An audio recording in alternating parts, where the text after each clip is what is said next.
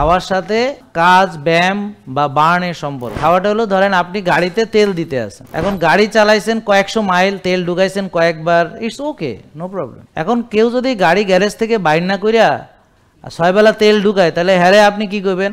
আপনার হলেন সেই পাগল যারা কোনো কাম করেন না, খালি দুনিয়ার খান খালি।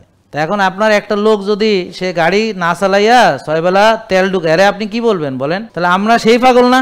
তাহলে এখানে মাথা কাজ করে না, কাজ এটা তো ফুয়েল, আমি বার্ন করি না, খালি খাই, তাহলে যাইব কই?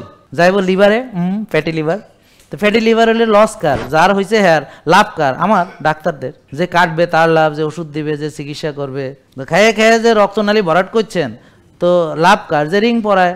আপনার বুকটা ফাড়া হয়েছে, ক্ষতি কার হয়েছে? তা আপনি যে এমন খাওয়া খাইছেন যে রক্তনালীতে চর্বি জমিয়া একেবারে শেষ, ব্লক 3-4টা একসাথে হয়েছে, এখন তো ফাইডা আপনারে একেবারে হালাল করছে, কি কয় সিনাসাক করছে আর।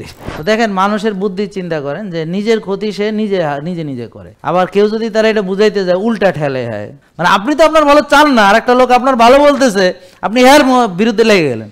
না, এটা মন খারাপ করে না, আমি তো আশার আলো দেখাচ্ছি। মানে এগুলো তো রিরাইট করা যাবে। যেমন এখনই বুঝে নেন যে যেটা করলে রুগী হয় সেটা করুম না। যেমন রাত জাগুম না, আর্লি ঘুমামু, ব্যায়াম করুম, রোজা রাখুম। আমরা যারা পুরুষ আছি 5 ওয়াক্ত নামাজে মসজিদে গিয়ে পড়ে, এটাই তার নতুন সফটওয়্যার। ঠিক আছে, ভালো খামো, রোদ্রে যাবো, ঘাসে হাঁটবো, নিজেকে একটু সময় দেবো, নিজে একটু যত্ন নিব, নিজের শক্তি একটু চর্চা করবো, কি বলেন?